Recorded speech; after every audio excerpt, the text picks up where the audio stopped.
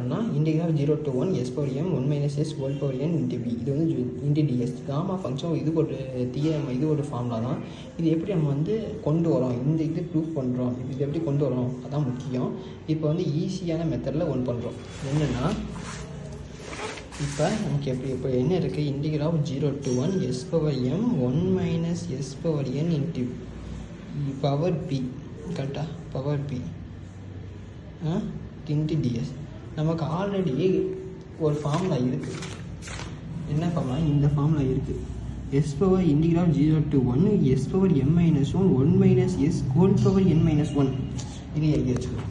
இப்போ இது வந்து beta of m comma n equal to 0 to 1 s power m minus 1 1 minus s whole power n minus 1. ஓகேவா, into டிஎஸ்ன்னு வச்சுக்கோங்க. இதுக்கும் என்ன டிஃப்ரென்ஸு, இந்த எஸ் பவர் என்னவா டிஃப்ரென்ஸ். கரெக்டாக இந்த எஸ் பவர் என்ன மாற்றிட்டோன்னா கொஞ்சம் சிமிலராக இது இருக்கும். அப்போ அதுக்கு என்ன செய்ய போகிறோம்னா, எஸ் பவர் என்ன மாற்றுறதுக்கு இதை t equal to s power n போட்டாச்சு. சரி, ஒய் ஈக்குவல் இங்கே என்ன போட்டிருக்காங்க, ஒய் போட்டிருக்காங்க. Y equal to s power n. S power n மாற்ற என்ன பண்ணணும், அது டிஃப்ரென்ஷியேட் பண்ணணும்ல. டிஃப்ரென்ஷியேட் டி ஒய்க்கே மாற்ற முடியும் தெரியும். இப்போ D Y divide DS n into s power n minus 1. இப்போ நம்ம ds எல்லாம் மாற்றுறோம். dsலாம் தேவை. இப்போ ds equal to 1 by n s power n minus 1 into dy வருமா. சரி, இது இருக்கட்டும். அதுக்கப்புறம் லிமிட் ஒன்று இருக்குது. லிமிட்டையும் சேஞ்ச் பண்ணி பார்ப்போம். லிமிட்டையும் சப்ஸ்டிட் பண்ணி பார்ப்போம். 0 to 1 இருக்குது.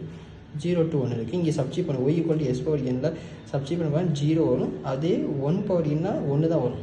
சேம் லிமிட்டு, பிரச்சனை இல்லை.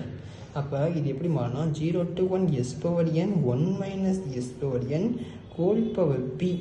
இது எப்படி மாறினா இங்கே s power m இருக்குது.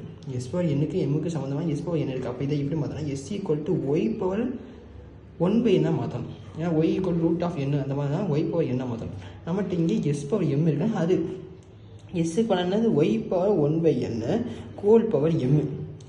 ஓகேவா, இப்படி மாற்றிக்கிட்டு 1 minus s பவர் என்னது y 1 minus y whole power p கொண்டாச்சு. இன்ட்டு டி இதுக்கு போல் என்ன பண்ணணும்னா 1 by n எஸ் வரக்கூடாதுல்ல. இங்கே என்ன பண்ணக்கூடாது, எஸ் வரக்கூடாதுல்ல. எஸ் வரக்கூடாதுனால இங்கே என்னது எஸ்ஸுக்கு போல் என்னது 1 by Y root of 1 1 by n equal to y 1 by n வரும். அப்போ n minus 1 divided n. கரெக்டாக இதுதான் இங்கே போகணும். n y n minus 1 divided n into dy. கடைசியில் நமக்கு இப்போ என்ன கிடைக்குன்னா y m by divided n 1 minus y whole power b 1 divided n y n minus 1 divided n into dy. கரெக்டாக இப்படி கிடைக்கும். இப்போ இது எப்படி இருக்குன்னா இது எப்படி கொண்டு வரணும், நம்ம எப்படி கொண்டு வரணும். இப்போ இந்த 1 by n-க்கு இது தேவையில்லை. இன்டிகிரல் இருக்குது. இன்டிகிரல் ஆஃப் 0 to 1 இருக்குது. இப்போ 1 by n கொண்டு வந்துட்டேன் வெளியே. இது எப்படி இருக்குதுன்னு பார்க்குறது இப்போ நம்ம வேலை. இந்த இதுக்குள்ள இதை மேலே கொண்டு வந்துடும். இது எப்படி மேலே கொண்டு வரணும்னா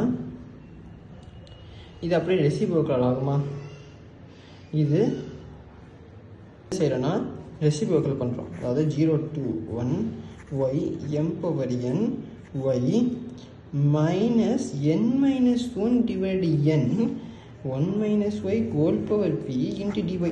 ஓகேவா, இப்போ இந்த இது இருக்குல்ல, இது எப்படி மாற்றுறோன்னா இங்கே வச்சுக்கோ. m டிவி நேம் சேம்னாக்கா அப்படியே இருக்கும். Minus n plus 1.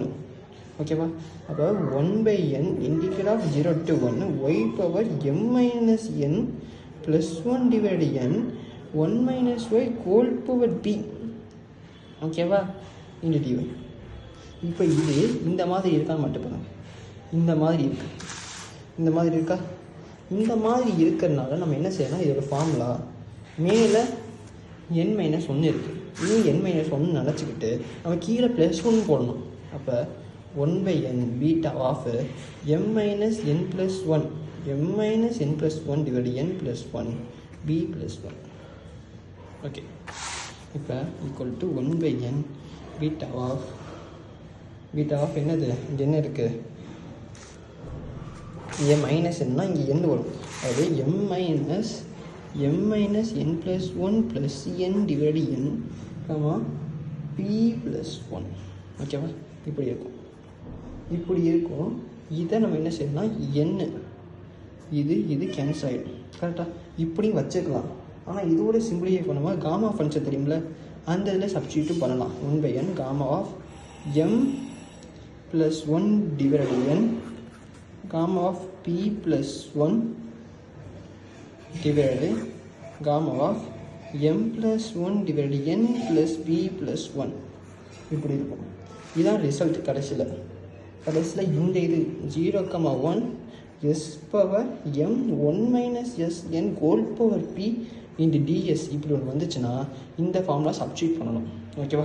இப்போ எக்ஸாம்பிளுக்கு ஒரு சம் வந்துருக்கு. s/5 1 - s/3 whole power 10 1/3. இந்த s என்ன இருக்குது நல்லா கவனிச்சா தெரியும். 5 என்னது 5m = 5. ஓகேவா?